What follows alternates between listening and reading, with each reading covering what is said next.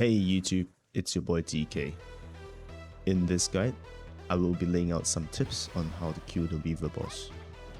First, let's talk about the build. The Weaver is weak against fire, therefore flame weapons are preferred. You may want to choose weapons with survivability because this motherfucker hits hard. If you main flame, this fight should be very easy for you. As for myself, I main frost, so I only have about 11,000 flame attack and 7800 crit in this fight. For this fight, I brought a C3 Zero, C3 King, and a C1 Humor. Zero is mainly for survivability and his range attacks. Humor is for shatter. I didn't really use King a lot in this fight, only sometimes for his discharge or his skill. Optimally, you will need at least C1 Zero for this fight, because only C1 drops healing orbs upon attacks.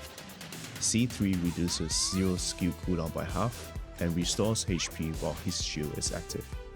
However, if you don't have Zero, Coco or Nemesis is fine as well.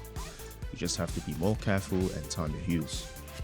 Ultimately, I just find having Zero makes this fight way easier. As for Relics, I brought in Kuon and Confinement. Kuon for additional damage boost and for emergencies when my health is low. Then Confinement for a little bit of extra DPS. As for the fight, I used the Grayspace scripture to spawn in front of the Weaver. However, before taking on the Weaver, I highly suggest that you test your DPS before using the scripture. For an estimation, the Weaver has 5 bars of health. You should be dealing about 70% of health every 1 minute because you can only stay in the Grayspace for 8 minutes. So test the DPS with nearby portals before wasting any Grayspace scriptures. If you find yourself a little bit lack of DPS, use food buffs, or try your luck with Mia's food. The Weaver has a total of 5 movesets.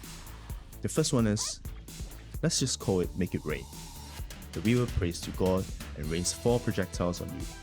It's really hard to dodge this one, because the projectiles home onto you. It deals about 60k damage, not an amount to be worried too much about. Nevertheless, you reduce damage by dodging it if you see this moveset being casted.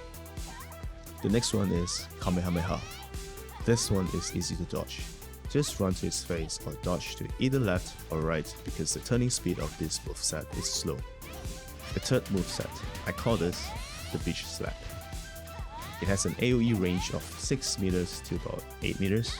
Move out of this range, you'll be fine. The fourth moveset is the Water Balloon. The Weaver throws smaller balloons at you. You can reduce the damage from this moveset by dodging left and right. Last but not least, I call the fifth moveset I Need to Shit. This one hurts. So whenever you see the Weaver raises his hands, he's about to cast this I Need to Shit moveset. Stay at least 4 meters away from it, and if you didn't know, 4 meters is about 1 dodge backwards. This moveset does about 160k damage. At about half health, the Weaver goes into phase 2 and has a new moveset. He becomes invincible and invulnerable to attacks and combines it with any of the 5 movesets that I mentioned. Whenever he does this, just stay far or use this time to heal up if you need to. He will reappear where he disappeared.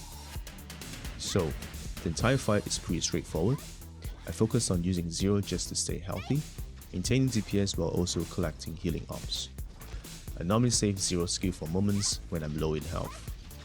Another thing to take note of is, whenever you have an active shield, there's a bug where you take little to no damage. So Zero skill or C5 Marrows can utilize this bug to stay healthy. If you do not have Zero, heal whenever you need to with Coco and Nemesis. Keep Nemesis pylons up for the extra DPS. The priority here is to survive. And finally, shatter whenever Weaver has shield. Alright guys, that's all the tips I have. I wish you all the best. This is your boy DK. Peace out.